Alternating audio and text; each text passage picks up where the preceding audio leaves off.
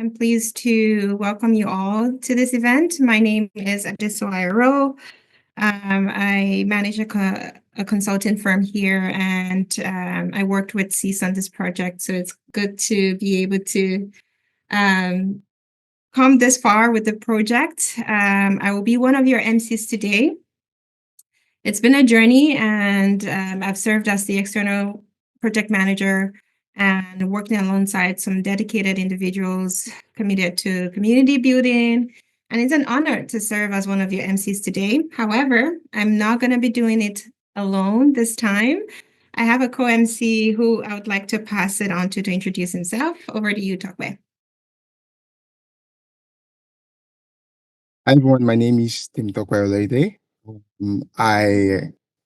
I'm a master's student of University of Manitoba. Expected to graduate in June 2025. That's next month. I hold a first class degree in international relations from University of Manitoba. I recently served as the General Secretary of University of Manitoba African Graduate Students Association. I am very active volunteer with several organizations in Winnipeg, including Covenant Information Services, that's CIS. It's also my pleasure to work with Adesua, as the MT in this event. Before we proceed, I would like to acknowledge that Covenant Information Empowerment Services Incorporated recognizes its presence on the traditional territory of Anishinaabe Cree, Oji Cree, Dakota, Dene peoples, and place and national homeland of the River Métis. Our presence on this traditional land is sustained by drinking water from the community of Shohal, Lake 40 First Nation in Treaty 3 territory, and electricity from beyond Treaty 1 territory, including Nelson River in Treaty 5 territory. We respect all the treaties going beyond Treaty 1 territory, as well as the ancestral and unceded homeland of indigenous peoples. Thank you so much.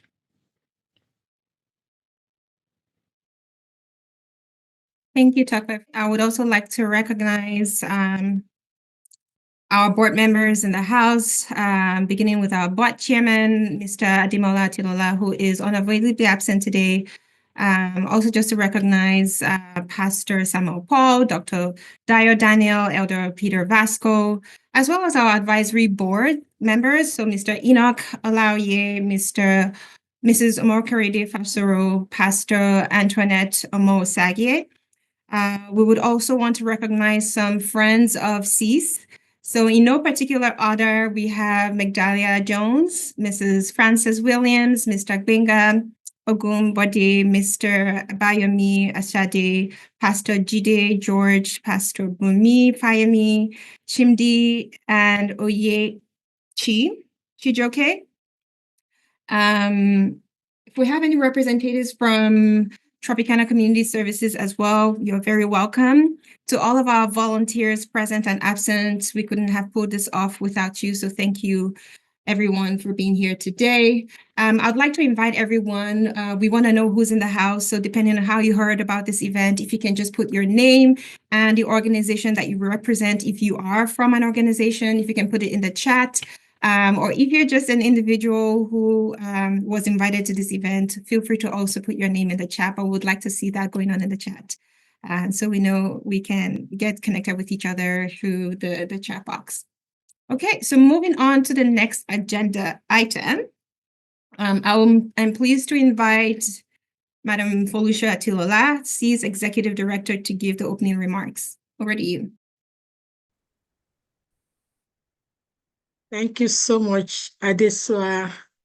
I appreciate Before I start my opening speech, I would like to specially acknowledge the presence of our guest speaker today, Mrs. Vera Kede. Thank you so much for making it a day today. We really appreciate you. Yeah. Straight to the speech, Governor Information Empowerment Services. Our lives begin to end the day we become silent about things that matter. That's the speech from Martin Luther King. Yeah. Good afternoon, everybody. Distinguished partners, community leaders, dedicated volunteers, and cherished friends. It is with profound gratitude and unwavering sense of purpose that I welcome you to this defining moment, the official launch of the SIS Immigrants Youth Resource Guide. Today, we are not merely unveiling a publication, we are planting a seed of transformation, one that will grow to shape futures, restore hope, and build bridges for the next generation of Canadian leaders. At Governor Information Empowerment Services, we stand on the belief that every young immigrant is not just a static, but a story full of potential, resilience, dreams, and value. Our mission is born out of the reality that for many immigrant children, youth and young adults, the journey into a new country is filled with both promise and uncertainty. While the dream of a better future calls to them, the reality of navigating unfamiliar systems, language barriers, and cultural transitions can often feel overwhelming. Yet, we hold fast to this conviction. With the right information, timely guidance, and intentional support, immigrant youth can rise above these challenges to not only integrate, but to thrive, lead, and redefine success within the Canadian context. As Nelson Mandela once said, education is the most powerful weapon which you can use to change the world. At SIS, we have expanded that idea to include access to empowering knowledge, knowledge that is culturally relevant, easily accessible, and directly applicable. The Immigrant Youth Resource Guide is our bold response to the fragmented maze that many newcomers face when seeking help or direction. In a world saturated with data, clarity becomes a gift. This guide was carefully and thoughtfully curated to provide that clarity.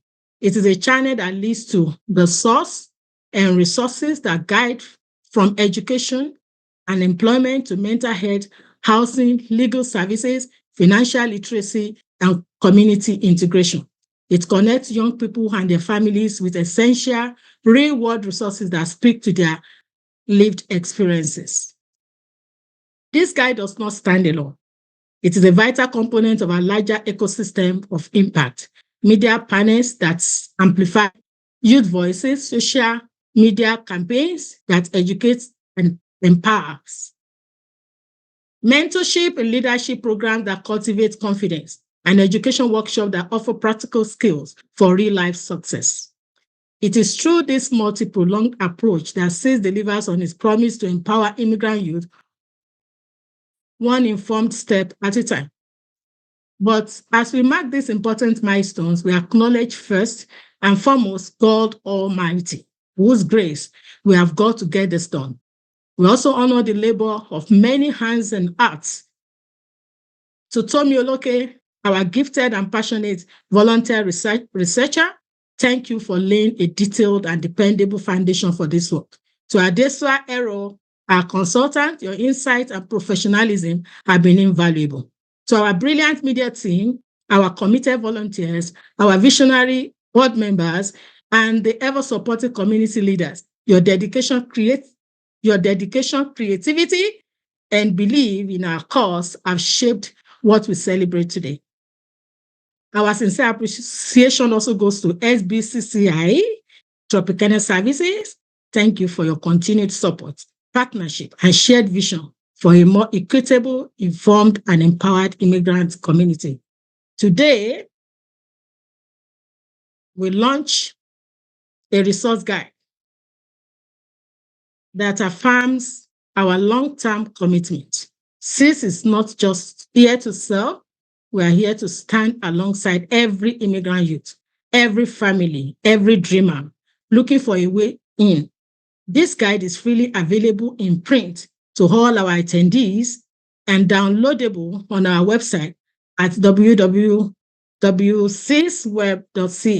We encourage everyone to drop their contact information in that chat so we can stay connected and continue to equip you with future resources and opportunities.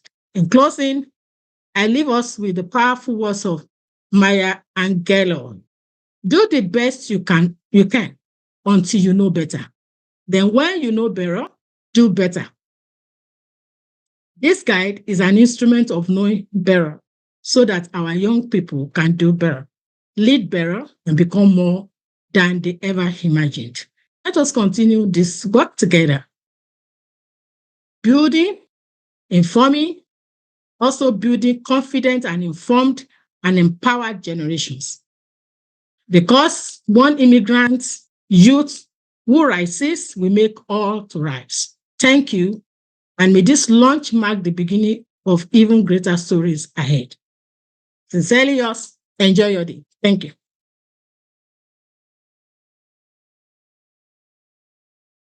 Thank you so much for the wonderful words. Okay, so moving on to the next item on our agenda, which is the needs assessment report presentation, which is why we're all gathered here today. A lot has been put into this, and the person that I will be inviting next was a critical aspect of that. Just to give you a brief overview of who would be doing the presentation, I'm pleased to invite Tomi Oloke to give that presentation. She's a certified project management professional with experience working in various senior policy and planning roles across the government of Alberta, government of Manitoba, and the University of Manitoba. She also serves as CSIS Research and Development Manager. She has a PhD from the University of Manitoba with a research focus on social enterprise. Tomi worked with us on this project and led the design of the needs assessment tools. She conducted the analysis and interpretation and produced the report. So her dexterity in research is quite evident in the quality of the report, and that we're very, very proud of. So welcome, Tomi. Thank you.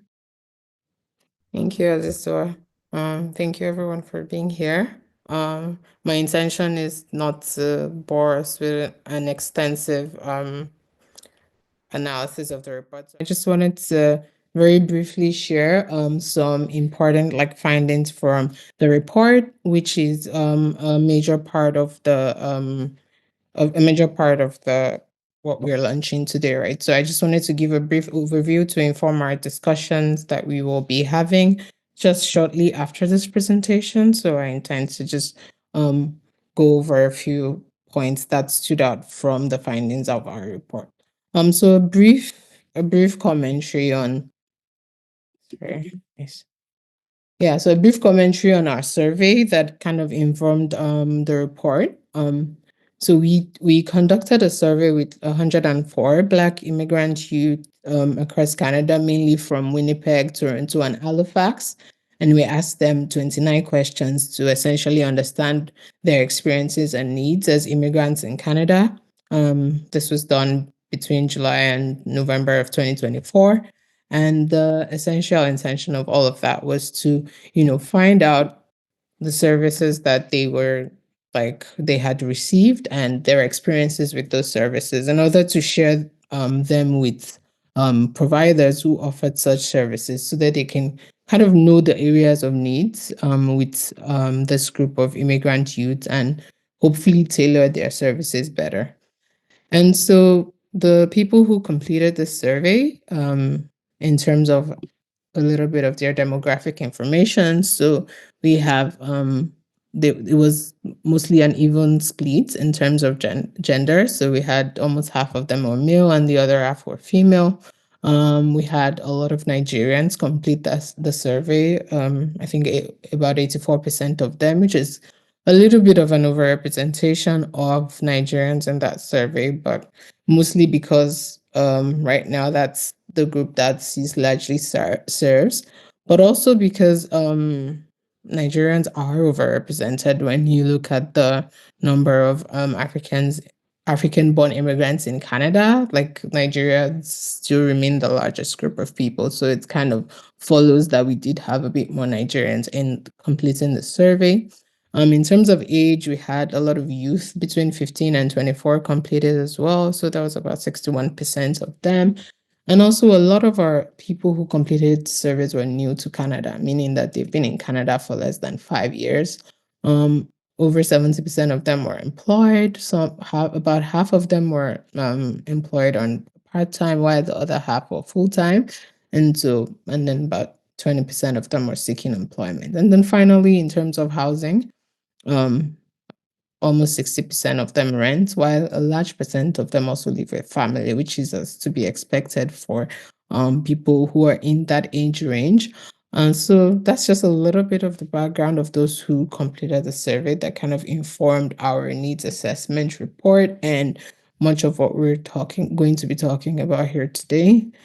So what I kind of did is I just picked out like the top maybe 5 things that because we can we can't go into all the findings of the report. So I just picked about like the top 5 things that we found, just to go over them briefly to help us to get a sense of what this group of immigrants in Canada are talking about, what they're saying about their needs, and how how organizations that serve this group can sort of better support them. It's by understanding what they need that you would actually be able to tailor services. And so that's the purpose of some of this. So please, I think my pointer is glitching a little bit, so hopefully you can see it on the screen. But so I think the first major need that we identified from the survey, the first major challenge that people told us they were experiencing was related to education and transitioning into the job market. So when we asked them about their education, like how do they think their education has helped, how what basically what do they want to say about their experience with education in Canada? A lot of people did enjoy like their education in Canada. They believe that it helped them to gain practical skills and there were a lot of resources available to help them. However, an interesting comment that kept coming out from people, even though we're asking about education, but everyone was talking about employment. So they said why they did enjoy, going to school and it was a positive experience. Transitioning into the job market has not been great. And so I kind of pulled out some of their responses around job. And so you can see a lot of you. Someone here said finding a job has in my area of study has been very challenging. I'm yet to secure a job in my field of study. My major is promising, but it's still hard to find a job. And so there were a lot of comments like that. They thought like the education was a positive experience, but getting a job after going to school was an important challenge that a lot of people were experiencing. And that kind of ties into the next thing as well in terms of dissatisfaction with current employment. Even those who did have jobs, like a lot of the things that we were hearing is that, they're not satisfied with their job, basically. So most of the, commonly identified reasons why they were not satisfied was that they felt their jobs, were not aligned with their passions, or they weren't earning as much as they thought they would, or they were frustrated with hiring processes. All of this are, to me, I would say all of these are not things that are like limited to immigrant or immigrant youth. They sound like regular challenges that anyone, could experience in the job market. So, and for me, I wondered how much they were tying these challenges to the fact that they were immigrants. Like I said, this is a challenge that anybody who's in the job market can and does face, irrespective of whether you're an immigrant or not. And so I wondered if, some of these immigrant youth were thinking that they were experiencing these challenges because they were immigrants and not because they're just the economic realities that we currently find ourselves in. And that kind of ties into the next sort of challenge that people raised. So basically, we asked them to, talk about their community integration, like how, they're actually, how they feel they've been able to integrate into Canada. And a lot of people, there were two major reasons that people identified for maybe not being able to properly integrate into Canada. The first was racism and discrimination and things like that. And the second was social skills. And so you see in this sort of word cloud, you see a lot of the responses. So you see racism, you see Black, you see cultural, you see language, you see color. And so you see that a lot of people are tying in their inability to integrate into Canada and into their race. And which is interesting because the first thing I thought about is I wonder how many of these people have experienced overt racism, or is it just like a sense of, I feel, even though I don't have like any tangible proof, so the thing is, the point is not to say there's no racism. I think for me, the interest was more in the perception of racism and see how that impacts how people approach their, whether social integration or integration into the workplace. And I think one comment of one participant that actually stood out, that kind of really captured my thoughts, was the individual said, "I feel my Black color still imposes some limitations, but I haven't experienced any rejection." So I was interested in how these feelings actually affect them. Like you feel like you're being discriminated because of your race, and that impacts how you sort of approach something. So that's kind of an interesting finding for me that I think that's one of the things that we will talk about during the discussion. So feel free to let us know what you think and how you kind of what you think about this.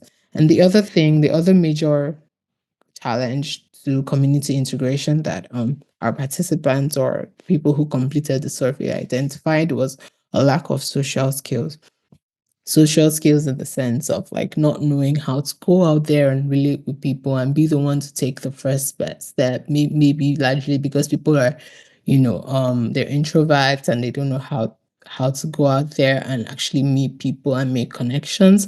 This is something that I myself have experienced before, and if you listen to, I believe it's our second CC's second major interview, this is something that came up as well, which we discussed how an inability to use a lack of social skills can affect your integration. And so if you haven't listened to that, it's on CC's YouTube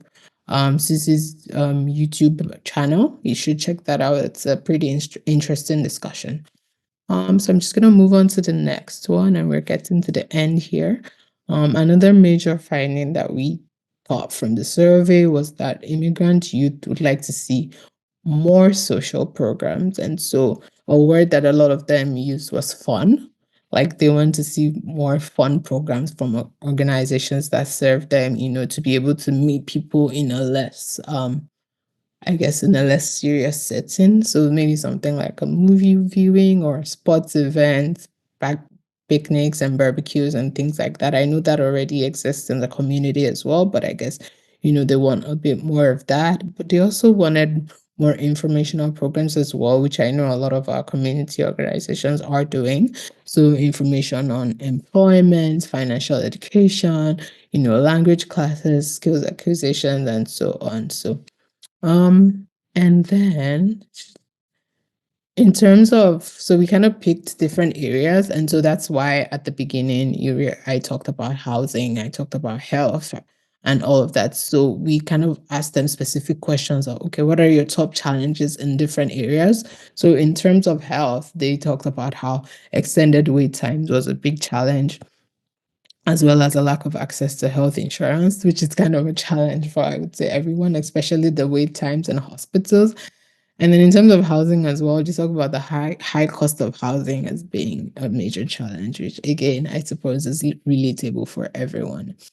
And just another thing that they talked about, they identified specific areas where they would like support, like employment, mental health, social integration, and financial resources. So I'm getting to the end here. In terms of places where they made the most connections, a lot of our respondents, which are immigrant youths, they talked about church. which was interesting for me. Like, I didn't know that, church would play such a significant role, or, other religious institutions as well. But they talked about church and volunteering being the major places where they made connections in Canadian society. And so I kind of have, there's a little bit of it here. As some people said, I connect through CEAS programs and church. Some said I'm part of a Black church, and we have events. And someone said mostly through church. I work in the media team and choir for my church. And so you see a lot of mention of volunteer organizations as well as church as being the main sites through which people connect. And it's not just church. I imagine people who are of other religion as well attend other religions, but I guess church was more prominent because of the group that we're dealing with. They do seem to be, study has shown that Africans, Black people in Canada have the highest religion affiliation, and over 80% identify as, sorry, over 68% are Christians. So it kind of follows that a lot of our people who completed our survey said they go to church. Volunteering was also very interesting for me. I didn't know that a lot of people were that into volunteering, but it seems like it was a very important side for people to make connections. However, a significant group of people did say they don't participate in anything in community, no church, no volunteering. I think we had about 21 people say they have no side for connections. So that means that, there's still some people out there who we need to somehow bring into community, bring into society, and allow them to participate, help them to participate a little bit more. And this is the second to the last one. A lot of organizations, as you can see here, this is just a small group. It's just a word cloud from the most popularly mentioned organizations. So it's by no means representative of the most helpful organizations. But it's just interesting that to see the wide variation of different organizations that people said have been helpful to them since they came to Canada. And, like I said, some of them are just generic. So you see organization here that doesn't, mention any specific organization. And then you still see church here and YMCA and ISANS. And in terms of general organizations, you see university, you see counseling and things like that. And so a lot of people did get support from organizations, but more than half of them said they didn't receive any support from organizations, arguably because maybe, they just didn't know where to look. They didn't have anybody to tell them that, there are actually certain organizations that exist that can be helpful to you as a new immigrant to Canada. And so I think this is just a call to action for a little bit of more I don't think marketing is the word, but like just, putting the word out there a little bit more so that people can, people who need our services can actually know that these organizations do exist and they're out there to help them. And finally, we asked our respondents to mention what they think has been their biggest challenge since coming to Canada. And the most popular one that we had is people talk about unemployment, they talk about difficulties integrating, and of course, they spoke about financial challenges. And in terms of difficulties integrating, we see this pesky racism is here again, discrimination. And so that's interesting that people see that as a challenge for for them in Canada right now. And then we also see unemployment. So there's job, there's, if there was something else, if there's jobs, and then we see discussion of financial challenges, which seems like the most commonly stated ones here. We see people talking about things being expensive. We see them talking about cost. We see them, so it seems like, these are the top 3 issues that our respondents stated. And so, so this is just a brief overview of some of the things that we explore in the resource guide and the needs assessment report. So if you're interested, please do check it out. And I just want to thank everyone for taking the time to listen, and hopefully we can have a great discussion now as we move into that next stage of this. Thank you. Okay. Thank you so much, Tony, for the presentation and just given a lot of context to the report in itself, and so what I was taking notes while you were speaking, and to this project from other events and some of the engagements that CEAS had done in the past.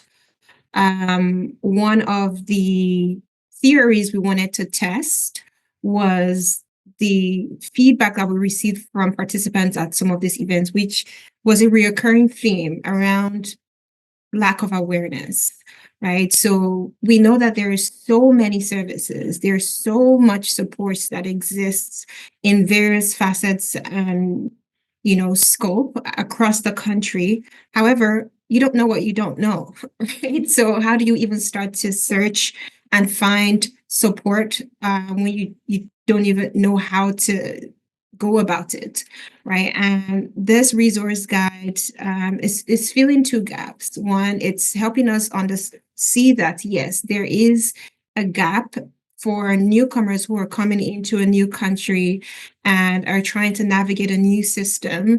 And it's not always the absence of support. Many times it's also the lack of information, that you don't even know that this is a resource out there that you can access, many times at even very little to no cost at all. There's so many nonprofits that are doing phenomenal work in the community to provide support to different communities of within the settlement sector. So we know that these supports exist, but how do we make sure that we bring this information and put it in the front of the people that need that information? So two things that CEAS has done is this resource guide does that, right? So for newcomers who are coming into this country, going on CEAS website, this is a free publication that you can download. It gives you a snapshot of, it has a whole inventory, or would I call it some type of, it's an inventory of organizations across Toronto, Winnipeg, so Manitoba, and Nova Scotia that offer support. So if you're looking for things in health or employment, mentorship, education, housing, it's one click away to go in there and see which organizations are out there. Their links are in the resource guide as well. Their contact information is there as well. So we want to make it easily accessible. But the other thing that CEAS has done really well is to have their media empowerment program, which is a digital platform on YouTube where we're basically bringing in newcomers themselves, immigrants who have come here and are now established, talking about their own lived experience going through being a newcomer in Canada, how they overcame the challenges that they encountered, and what life looks like for them. But it's also a platform where we're inviting subject matter experts across different industries, whether that's social services or immigration or employment. We're bringing in people to basically give newcomers information, especially for youth, right? Because again, statistic has shown that social media is the highest platform through which youth are accessing information. So we wanted to bring it closer to them in a platform that they're already familiar with and spend a lot of time on, right? So I'm really proud of the work that CEAS has done.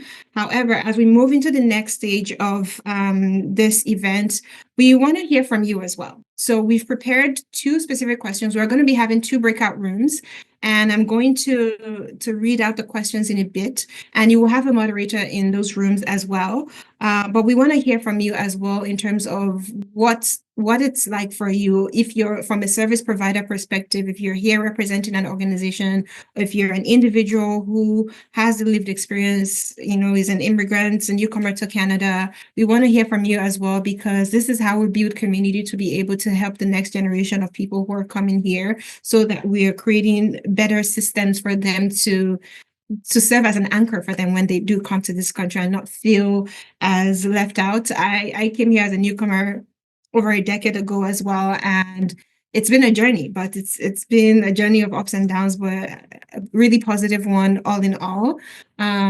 So hopefully we can help others have a better experience in their settlement journey. So We have two groups. So group one, we'll open the breakout room. So when you do see that, please just hit the breakout room to join the breakout room. So the question for group one is, what more can the government do to support the successful settlement of immigrant youth? And how can it be tailored to specific ethno-cultural communities to ensure there is cultural responsiveness? Okay, that seems a bit loaded, but it's essentially just asking what more can the government do? We've learned of some gaps. We've learned that sometimes access to information and awareness on the resources out there is probably one of the challenges that newcomer youth experience. But what is available and what isn't, and based on your experience as a service provider or a newcomer to Canada, what do you think the government can do to better support newcomers to Canada? And for group two, the question is, what advice would you give to immigrant youth facing these challenges, and how can we encourage more accountability from employers? So one thing we've heard today is that youth experience challenges with accessing meaningful work or work that they consider satisfactory, it's in alignment with their purpose or their professional goals in life. But there is that sometimes discrimination, quote unquote, that people experience with accessing employment. So how can we make employers across the country be more accountable to be more open and accepting of all types of people regardless? And that shouldn't even really be a factor, but here we are anyways having that discussion. But those are the two questions. So now we're going to open the breakout rooms. Please, we really encourage everyone to share. This is a space where we want to learn from each other, from our various experiences, whether that's professional or lived experience. So we invite everyone to be open and share in your breakout room. So we'll open the room now. If our IT support can help us with that.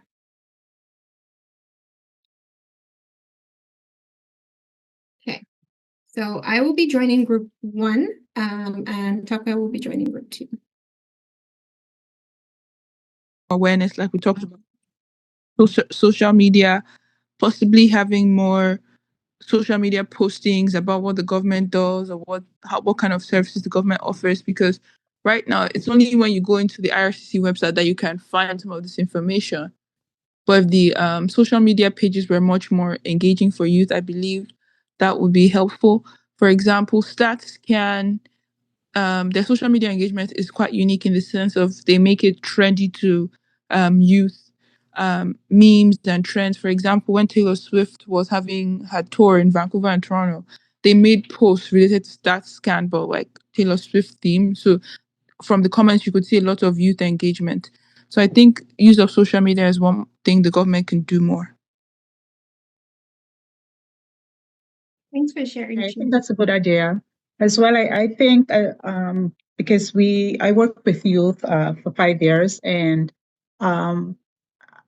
I think going to where the youth are. So if they're in churches or mosque, wherever the youth congregate, I've worked with a lot of youth who are refugee claimants who maybe living in shelters. So maybe have more information there for youth to know about the different types of services. Because working with youth, the information is there. I think the government have a lot of programs for them, but how do you get the information and resources into the hands of those who need it? Because you might find, for example, when it comes to employment, our program actually works with employers, and we actually pay for the employers to give the youth their first job in Canada, right? So to give through placements. But sometimes you'll have them say, oh, my friend said this and said that, whatever. So, kind of go to the youth themselves to stop the misinformation, so they get the correct resources that's available to them.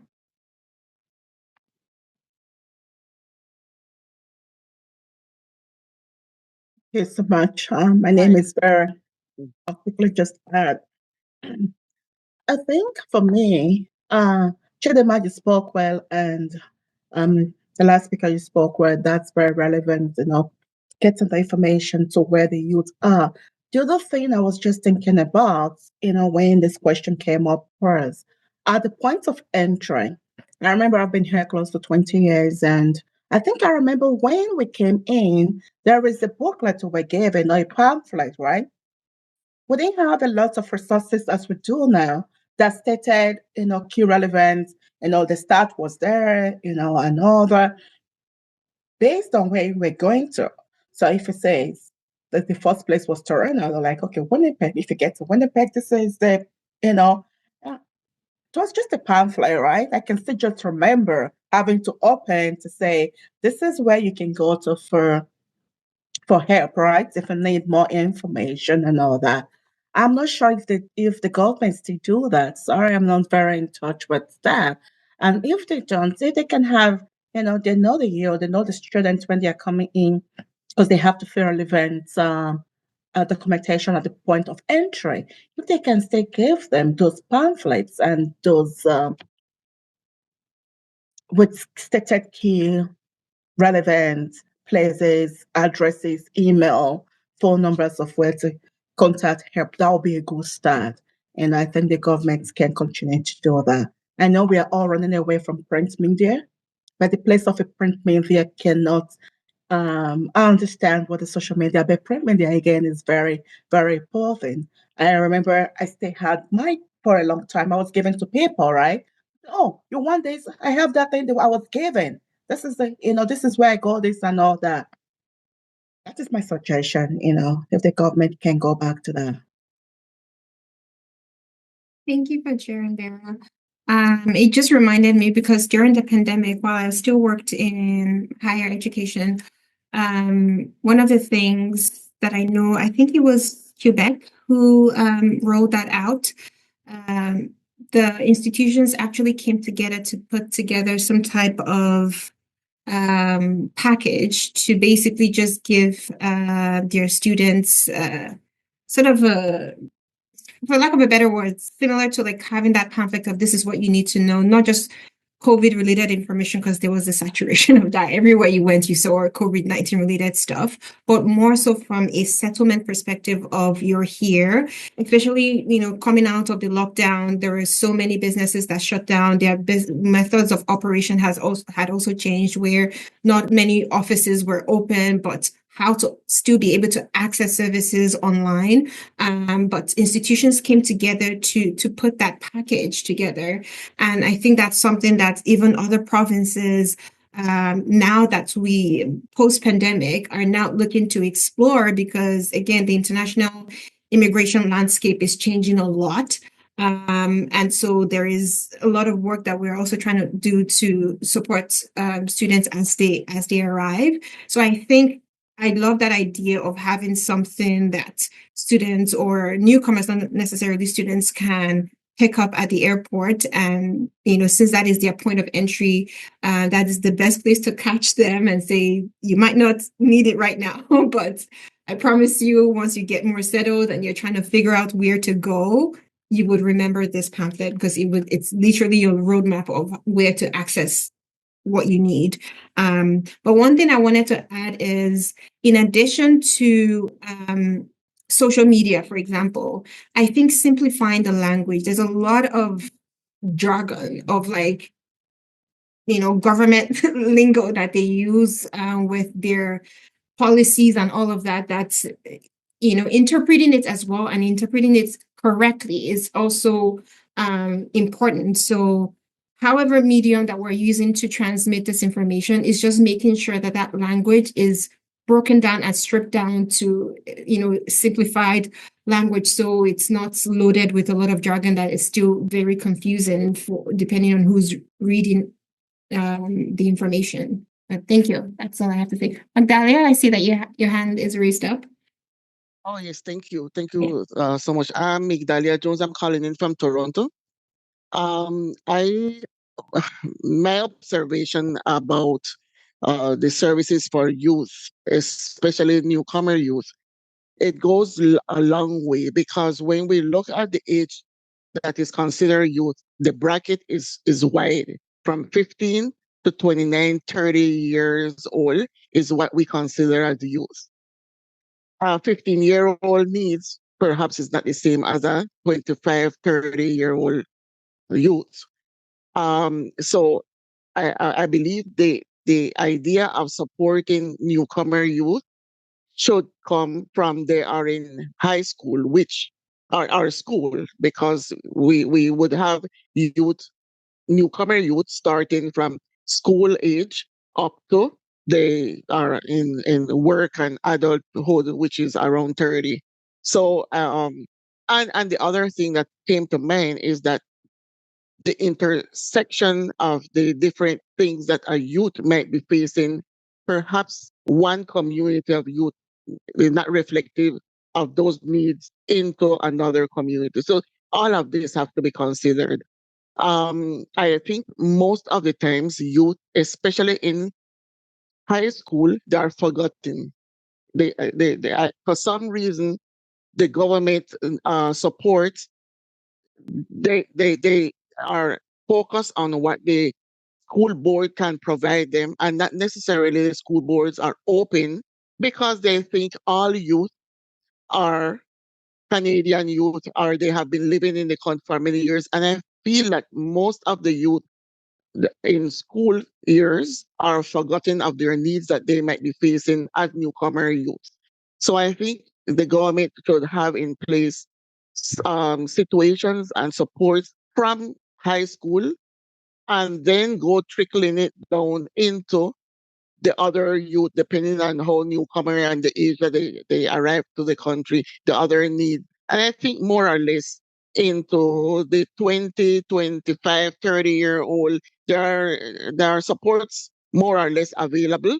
But I think my focus would be more towards those youth who are in high school that might be struggling because of their age, the transition of being a teenager, all of this changing from country, coming to a new.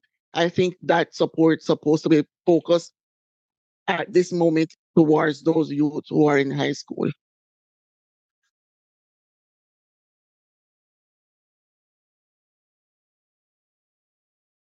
Thank you for sharing, Rachel. Just to add to what everybody have said, I think if the government could invest into schools, like having teachers talking about the resources that the government offer, and having people from the government office coming into schools and doing presentations to just allow newcomers to feel welcomed and they know where to go.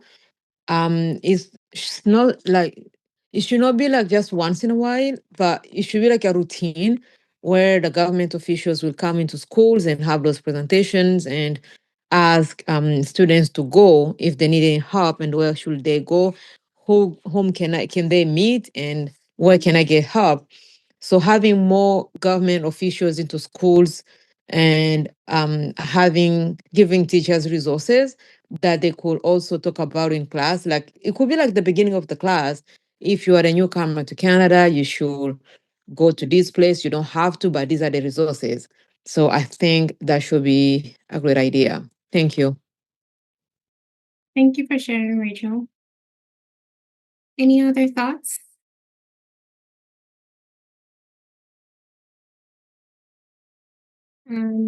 I know I'm not sure how wide in scope this is. I know when I worked in a nonprofit, we had something called Swiss workers, settlement workers in schools, that were assigned to different school divisions, and they had a bunch of schools that they usually go to and run different programming, but they essentially work with the school administration. So for newcomers, they usually have their own group where they are intercultural support workers there as well, that help them with whatever needs that they have, if it's language translation or if they need help accessing different services. There was even a program we did, like a life skills program at some point, where students would actually get high school credits if they attended certain employment readiness workshops. And there was an internship component to it where they will go into, we'll match them with different employer partners across the city. And so they get a lot. It's not just education focused, because again, we know that a lot of newcomers are coming here. There is an appetite to want to work. And so if we can do that simultaneously for them, we're really bringing them when they're graduating. They're not just coming here. They're not just finishing with a piece of paper that says you've successfully completed your, high school certificate or something, right? There is more that they're taking out of it, and it really just prepares them for the labor market as well, which is something that they would need those skills as well down the line. So I know the services exist, and I hope that's the messaging today. It's not that the government isn't doing enough, because there is a lot of resources out there, but there is certainly room for improvement in that area, because again, I'm not sure how many schools are involved in this as well. If it's something that's we need to get those people into more schools, because I found that to be a really good resource for newcomer youth that we work with then.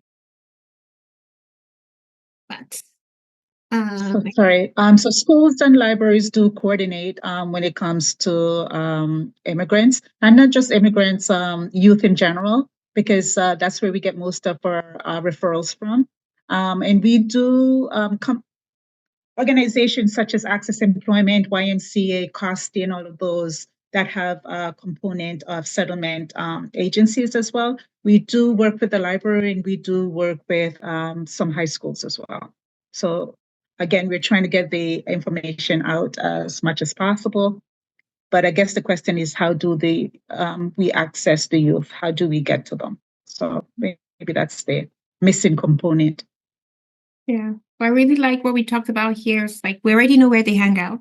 Social media, if it's faith-based institutions or organizations, so churches, mosques, those places that we know that they're already trying to build community in those spaces to get the information closest to them. Please go ahead, Chimdi. So there's a nonprofit called the Onyx Initiative, and their entire mandate is to help Black students from university and colleges get jobs in corporate Canada.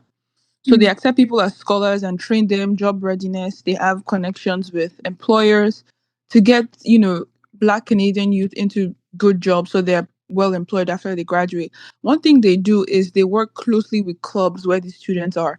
So if there's a Black student club at your school, or there's like an African students union, so they go and do info sessions either through those clubs or through the career service office. And so that's how I actually found out about them. It was like an info session, check this out. And so I found out about them, and that was another channel that was very helpful. Can you drop the name of the organization in the chat, please? I didn't catch that. Thank you. So there's the question is on the chat box. I don't know if you had me reading it again, or do you want me to read it again? Oh, it's okay. I can see it. Okay. Okay. Well, first of all, no man is an island, so Yeah. there's only so much you can do by yourself. So the very first thing I would advise them, or something I would advise them, is reaching out, because it's by talking with other people and interacting with other people that you can gain information. And one thing about this country is that networking can be very, very crucial, because even something that you might not know, somebody may know and be able to connect you to somebody that can help you. So I'd recommend reaching out, building community, and obviously if you're new, you might not know anybody.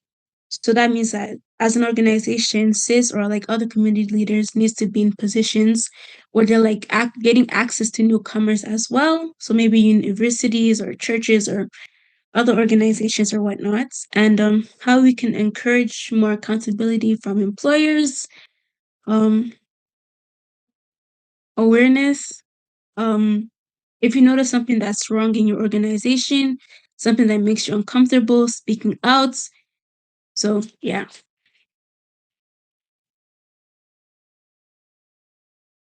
So much. Right. Thanks so much, Precious. You talked about awareness and Yeah. need for more awareness among, among the thing about awareness. I wanted to ask you is what do you think that youth need to be more aware of? Is it the fact that there is racism or discrimination that they are going through, or what? Okay. I think like just being more aware of the resources that are available to them, right? Because, for example, I was privileged to be part of a program in elementary school. They're still helping me, and I'm in university right now. And so it's just like when you're getting them young, getting them with connections that can help them later on in life, you know? So access to resources, people in power, you know, through one way or another. Thank you so much, Precious. Is anyone wants to jump right in? Like Atkinson Day, do you want to jump right in to share? Yeah. I'm glad to be part of the meeting this afternoon. Yeah. So, well, some of the things I want to talk about is about the challenges, including the discrimination, Okay. like racism, problem in getting job, and all of that. I think from my own personal experience, what I can say to this is that all these problems are there. No one is going to doubt that it's not there. But our approach to it is how we can sail our own ship across the ocean, which while these storms are still there. So one of the approaches is to make sure that we overdo some of those things that uh, indigenous people or people that are white they will have done casually. We should make sure we do way more than them in terms of learning, in terms of learning skills, our performance, and all of that. For example, if in a particular field we are finding it difficult to get a job, the one approach to it is to gain more skills about some specific aspect of those professions to make sure that even when we attend interview and some people are raising eyebrows that this guy we don't want him, we don't like the way he talks, but by the time they see the substance, the deliverables we can deliver. When they are Yeah. discussing these things, we override some of those discriminations. The other aspect I want to talk about is that we black people or African, we try to be modest. We don't want to appear proud. We don't want to talk about our achievements. But in this part of the world, we can't be quiet. We can't be modest. If you know how to do some things, you have some certifications, you have some knowledge. If you are doing some things in your office, don't do it secretly. Like I just want to do it. I don't want them to know. Let them know. Speak out. If you are doing anything that is impressive. We can't keep quiet. We should be loud about what we have to deliver. So to save time, that's just the two things I want to talk Great. about. Thank you Great. so Great. Thanks so much. Yes, ma'am. Thank you so much. I don't know if Toby can just jump right in as we continue this good conversation. Hi, Okay. everyone. So I think they've said what I actually wanted to contribute. But like some of the challenges, as we know, language barriers, um, not getting job because you don't have the Canadian experience. That was some like when I newly came, we had to go through like series of like Manitoba stats to be able to get that, resume building and to be able to understand how Canada works. And so I feel like if CIS as an organization can also like invest in that, because we don't have, I can't say we have that like seminars where we would, those type of things. If we could also build our own, basically would help. Because even though I went through that experience of going through that resume building, I would say it helped. But like you're new, you're trying to understand their language, you don't understand so much. So like there was also challenges in understanding majority of that. But like over time, I was able to adapt into like how to build my own resume, what I can say about myself and stuff like that. But like if you have a community where like, oh, you guys are speaking the same language and ask further questions, yeah, you'll be able to understand them better. You'll be more open to asking questions, because you don't want to go there and like, oh, I don't know something. Like obviously you'll be scared to ask that. Oh my, they'll think I'm dumb or something. But like if you have people speaking your language, and that we also language, if we can host like English enhancement or something, stuff like that, it would also help in that. And yeah, I would say that's my own point of view. Yeah, great. Thank you so much. I really appreciate that. Yeah, so appreciate. Yeah. My name is Mrs. Jen Durotoye. I would say the founder of Sweet Mothers and the proud owner of Jenny Services Inc. in Toronto, Ontario. Yes, I've had the contributions of so many of the participants, which is really great. Yes, I think they were all wonderful. But the one thing I want to contribute more, or what I want to add to what they have just said, is, yeah, sometimes you feel discriminated when you don't have the right information, when you don't have correct information. Let me tell you, if you're full of information and you're in a group of, let's say, a white or Aboriginal or whoever you're working with, and once you're well equipped and you have information of what you're doing, what you're going to do, and all those stuff, I tell you, you don't even notice their discrimination, because you're empowered, you have correct information. And I think that is where CCIC comes in, trying to empower those, especially the immigrants, with some information, so that when they are going here from point A to point B, they know, okay, this is the information, this is the direction, this is what was said, and they are sure of what they are doing, and they focus on it. So I didn't have much to say, but at least having informations, being empowered with informations is a great lot. It's a great deal in especially when you are new in an environment, which I think we are trying to bridge the gap by what this company is coming up with. Thank you so much, Ma. I'll just, because we have like few seconds, I would just like to say that one thing I heard about was awareness. We are going to showcase ourselves out there and speak about achievements in Canada. Also, I also heard that there is need for more seminars in terms of language usage, as well as need for more information to overcome discrimination. And lastly, we need to affiliate ourselves with the right organizations and community and religious organizations. Thank you so much. And then we change ourselves, not the culture, not the system, not the culture and the systems as well. Thank you so much, everyone. Yeah. Okay, I think we have to join back in. Thank you so much for your contribution. I really appreciate this. Thank you so much.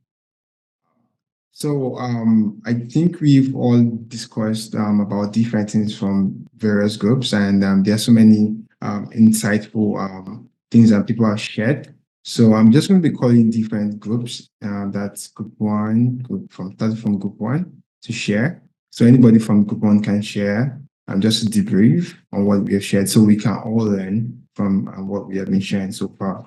So I don't know, is anyone from group one going to share? Based on their question, and the question was on what more can the government do to support the successful settlement of immigrant youth and how can it be tailored to specific ethno-cultural communities to ensure cultural responsiveness? So anyone from Group 1 can just share with us. But I didn't take notes, so Okay, you can then speak and didn't let's take jump right in. notes.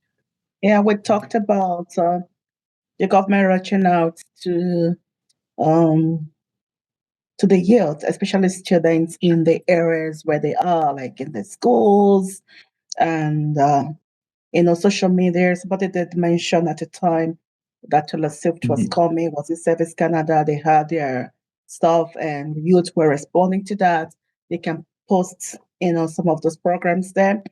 And then again, I think that was I mentioned print media, like have a pamphlet, at the point of entry, right? That you can give to them with the list of various resources, so they can have with them, and that will help them locate, needs when they want.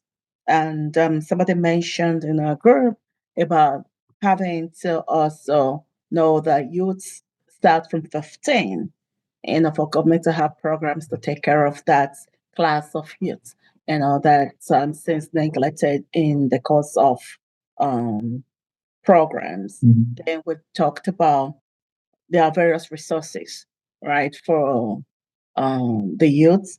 And I think Chidema mentioned there's an initiative. Is it Ox initiative? She had it on the group that goes to places to help the Black youth find job. You have to belong to club and all that. That was what I can remember. So I don't want to keep us waiting. I was in group 1, but I didn't really take note. I was just listening. Thank you so much more for that great insight. Yeah, because one thing I've been hearing so far is that need for using more of the resources that are available in terms of information. That's keep coming up over and over again from your end. Yeah, thank you so much, Mark. I really appreciate those wonderful insights you've shared. Let me just go straight to Group 2.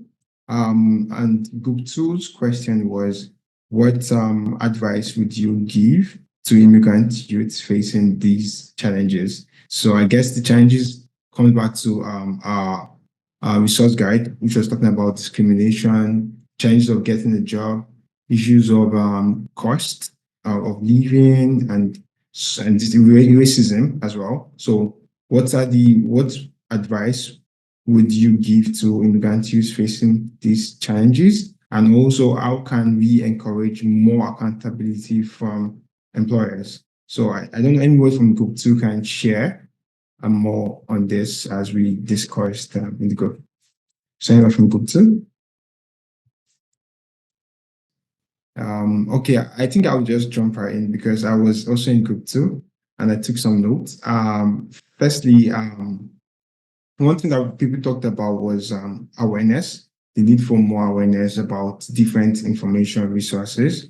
Also, people talked about somebody talked about the need for immigrants to showcase themselves, their achievements, their awards here in Canada, that it's speaking for the larger group as a community or for immigrants. So it's speaking out there in terms of to employers and to everyone in Canada that we are doing a great job. So we should always speak out for ourselves and showcase our achievements. Another thing we talked about was language barriers. Someone talked about this, and the person said that there's need for immigrants to understand how Canada works, and there's need for seminars on language usage in terms of building that language is a skill on its own that immigrants need to learn on how to navigate the system, Canadian system.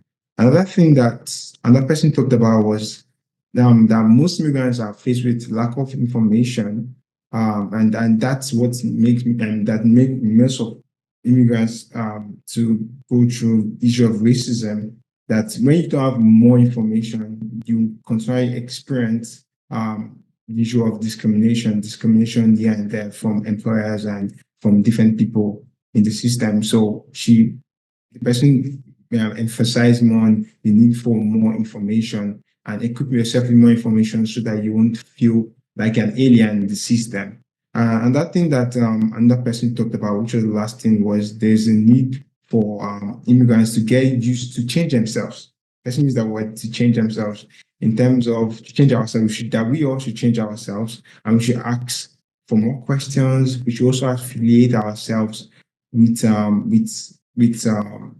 different religious groups and community groups. And lastly, we should get used to the Canadian culture and language. So this is coming up again, language and culture, in terms of our group. So that's what group 2 talked about. So Also, if I can quickly jump in, just group 2, just Okay. one point that you said it, but I just want to extend it the way it was said. That okay. we should not have a mindset of changing the system or the culture of a new land that we have found ourselves. We should be willing to change ourselves, because you can't come to Yes. another person's country thinking you want to change them because they are not aligning with your personality. You are the one that wants to Yes. live in a strange land, in a land that you're coming into, they're accommodating you. So you should learn what it means to live in their midst. Thank you. Thank you so much, Ma. Yeah, I really appreciate that. One thing that I would just briefly say is, you talked about the need for that we need to change ourselves, adapt to the culture of this system, that we should adapt to the culture. We're the ones coming here, and we're the ones that want to gain from here. So we have to get used to the system itself, the culture, the way of life, and that's something that we usually. I guess we can open it up for some quick questions. We're getting closer to Right. the end of this event. So we invite anyone. You can unmute yourself and ask your question, or you can use the chat as well if you have a question. And please just indicate who the question is directed at.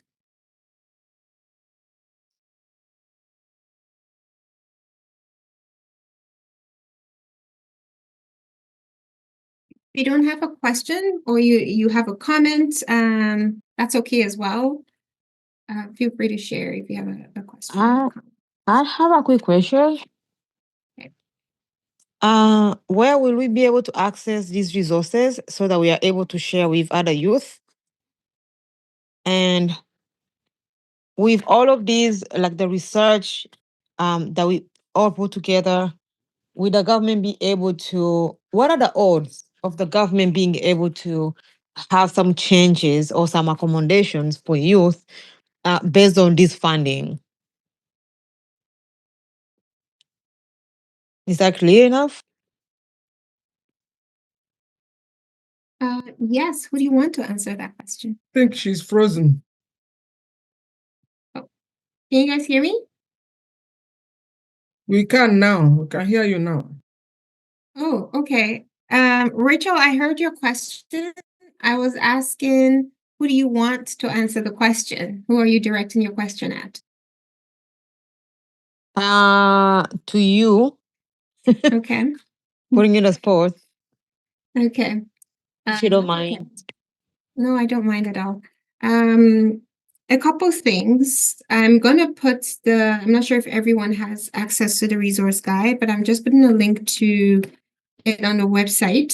So you can click on the link to download it. So everyone can see the actual content of the guide. In terms of the odds of the government implementing the changes, I think that's what we're here for, right? We have to be our own biggest advocate. So in whatever spaces that you find yourself in, continue to put out that message. As an organization, CEAS is involved with various other network organizations where this feedback is constantly being communicated to people in government. So the work, it's not something that we're going to see immediate changes, but with time, as people become more aware, this is an ongoing movement that we need to continue to work towards to advocate for the changes that we want to see in our community, but we can also be that change too, right? So if within your own respective networks, you learn of people who are new within your network, take the time to reach out to them and say, hey, like, I'm sure there is a lot of confusion, there's a lot of information out there. And so even being able to filter through all of the noise and be able to take what you need might feel overwhelming, and sometimes they might not even know the right questions to ask. But for you who's been through what they are now experiencing, you can also give them pointers of things that they need to do differently to make sure that they're setting themselves up for success in this country. So the work is ongoing. We are doing that in different capacities for us in our respective organizations.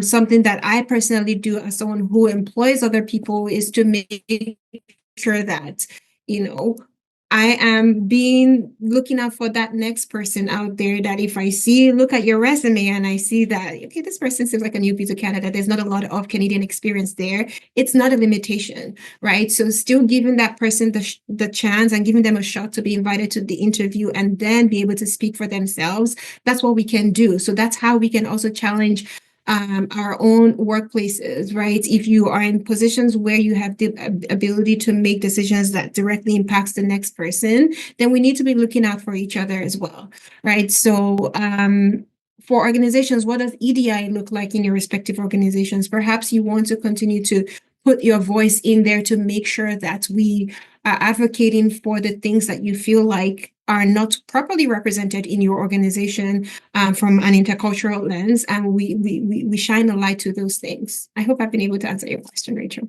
But feel free, anybody else, if you want to chime in, please feel free to join. Yes, you did. Thank you. Okay. Any other comments before we move to our next agenda item? I don't want to take away from the next speaker.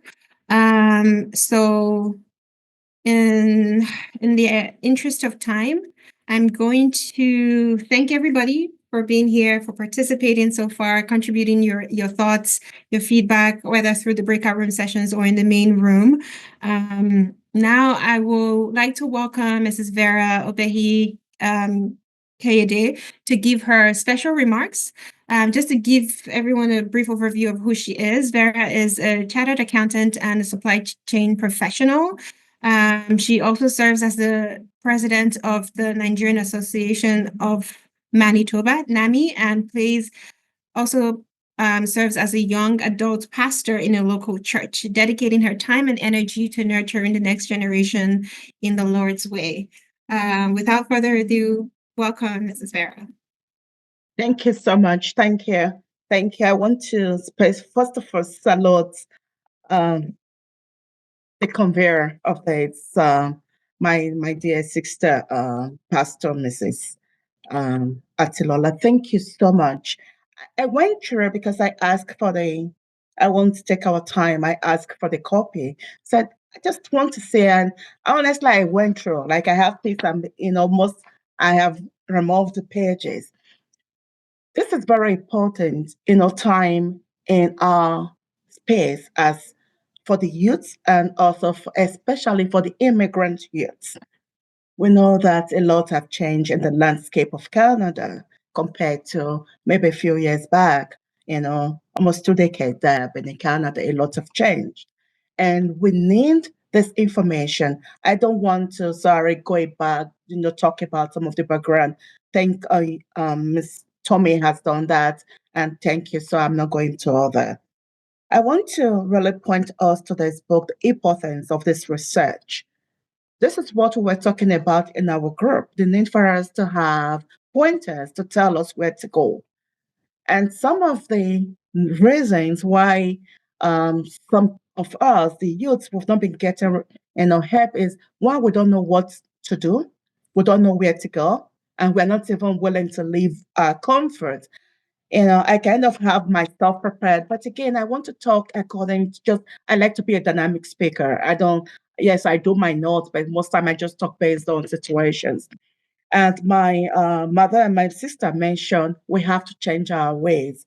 And with this research, that also helped me to see what is in our mind as immigrants and help us not just for the youth, also for those in space of mentoring, space of directing our youth to know what right questions to ask. I am so happy with the in-depth research that was done and the survey and the outcome. It's so good to say that we are diving deep to say, how do we help ourselves? I know the question in my group one was, how can the government help us? In my mindset, I have lived, how can the government help us? I am more, how can I help us? How can I help those within my circle of influence? How can we help us? As a president of a local Nigerian community, I know this is non-Nigerian stuff. I tell people, if we keep asking how other people can help us without us thinking of how we can help, then we will not move far. We will not go far in the economy, in Canada or wherever we are. And I want to thank you. I want to thank the organization for really going depth to help us. Not waiting for the government, but helping us find resources and looking into the director of culturally. I think I picked that. I have my segments, page 39 to page 39 to 42. I kind of specifically removed that. For some of us that have inside information, I do. I remove that and I'm keeping because this is talking about culturally appropriate resources for those in Winnipeg, Manitoba area. This is already going into my other pages. I'm already sharing this with people as soon as this is launched to tell them this is where you can get information. And without much ado, this is very good. And I want to thank us for the great job we've put into this. And also, I want to encourage us to encourage our young people to participate, to volunteer. I know Miss Chidima is here, and she was in my group also. She is one lady that have stepped out.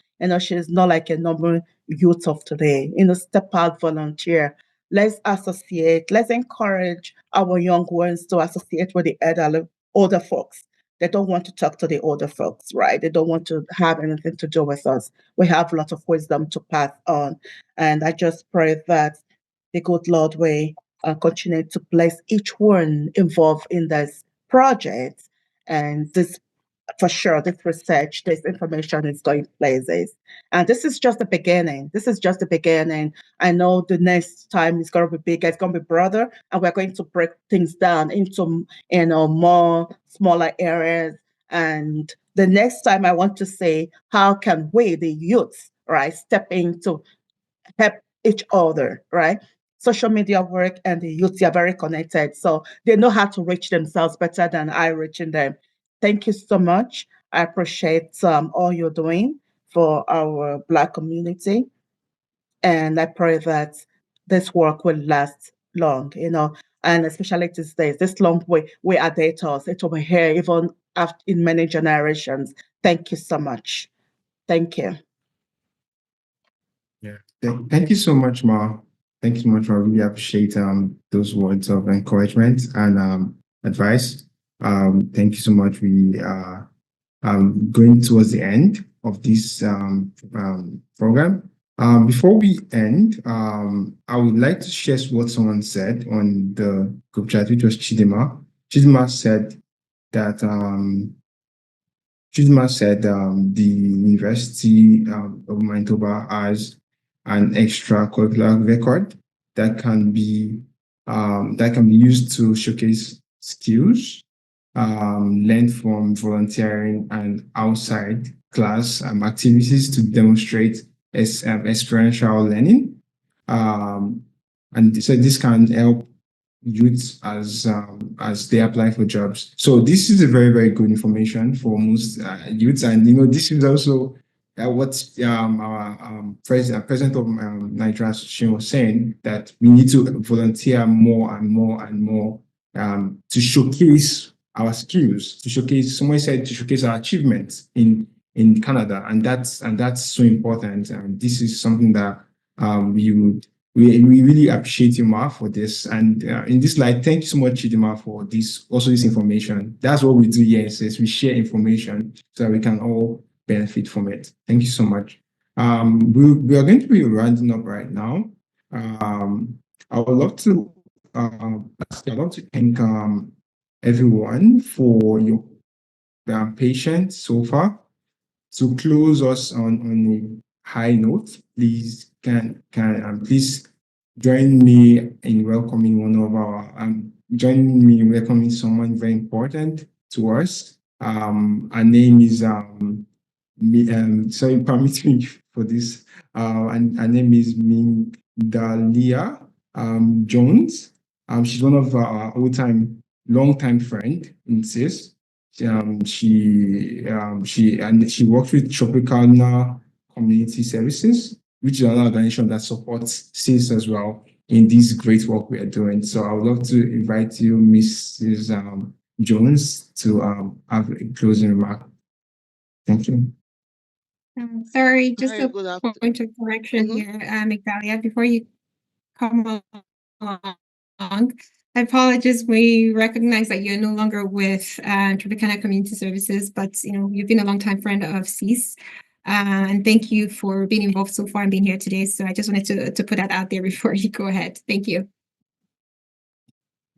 Thank you so much. My apologies. My bandwidth is a little bit slow today, so if I turn on the camera, I might be bumped off of Zoom. So thank you so much for having me and for the invitation and the honor to close off this great event in which we are speaking about the needs of our youth, because our youth are the future of our generation. And many times, many youth, many parents come with their children and their youth to this country for a better life.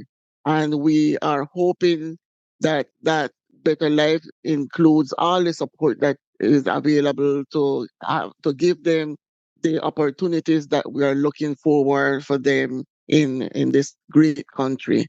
We are going to continuously work and support with the different works with NGOs, private, public sector, non-for-profit, everyone, churches, everyone as a collective have to support these youth, our youth, to feel integrated, recognized, respected, valued, and encourage into this society.